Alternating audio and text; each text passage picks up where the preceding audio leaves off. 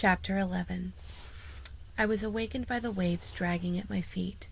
Night had come, but being too tired to leave the sandspit, I crawled to a higher place where I would be safe from the tide, and again went to sleep. In the morning I found the canoe a short distance away.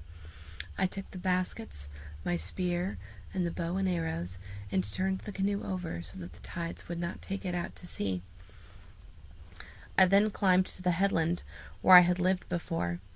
I felt as if I had been gone a long time as I stood there looking down from the high rock. I was happy to be home. Everything that I saw, the otter plague and the kelp, the rings of foam around the rocks that guarded the harbor, the gulls flying, the tides moving past the sand spit, filled me with happiness. I was surprised that I felt this way, for it was only a short time ago that I had stood on the same rock and felt that I could not bear to live here another day. I looked out at the blue water stretching away, and all the fear that I had felt during the time of the voyage came back to me. On the morning I first sighted the island, and it had felt like a great eel sunning itself. I thought that some day I would make the canoe over and go out once more to look for the country that lay beyond the ocean. Now I knew that I would never go again. The island of the Blue Dolphins was my home, and I had no other. It would be my home until the white men returned in their ships, and even if they came soon, before next summer, I could not live without a roof or a place to store my food. I would have to build a house. But where? That night I slept on the rocks, and the next day I began to search. The morning was clear, but to the north banks of clouds hung low. Before long they would move in across the island, and behind them many other storms were waiting. I had no time to waste. I needed a place that was sheltered from the wind, not too far from Coral Cove, and close to a good spring. There were two such places on the island, one on the headland, and the other less than a league to the west.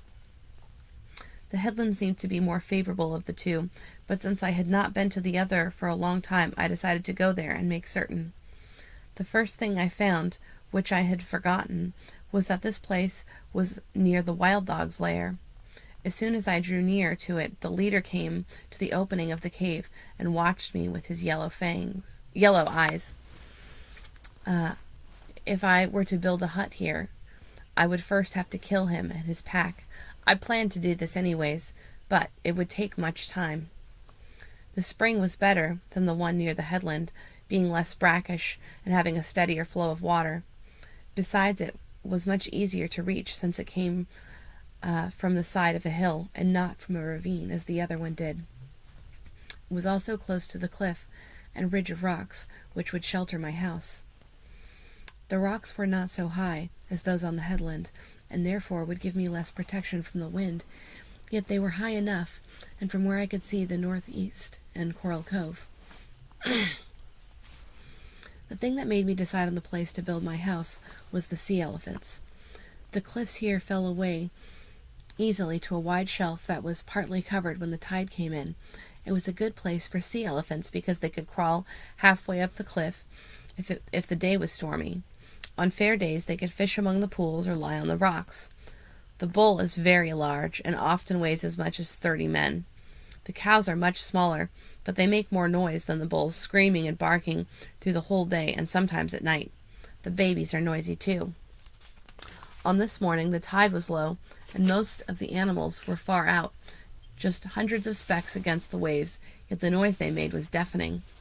I stayed there the rest of the day, looking around, and that night. At dawn, when the clamor started again, I left and went back to the headland. There was another place to the south where I could have built my house, near the destroyed village of Galasat, but I did not want to go there because it reminded me of the people who were gone. Also, the wind blew strong in this place, blowing against the dunes which cover the middle part of the island, so that much of the time sand is moving everywhere. Rain fell that night and lasted for 2 days. I made a shelter of brush at the foot of the rock, which kept off some of the water, and ate the food which I had stored in the basket. I could not build a fire because of the rain, and I was very cold. On the 3rd day the rain ceased, and I went out to look for things which I would need in building the house. I likewise needed poles for a fence. I would soon kill the wild dogs, but there were many small red foxes on the island. They were so numerous that I could never hope to get rid of them by either traps or with arrows. These were clever thieves, and nothing I stored would be safe until I had built a fence. The morning was fresh from the rain. The smell of the tide pools was strong. Sweet odors came from the wild grasses in the ravines and from the sand plants on the dunes. I sang as I went down the trail to the beach and along the beach to the sand pit. I felt that the day was an omen of good fortune. It was a good day to begin my new home.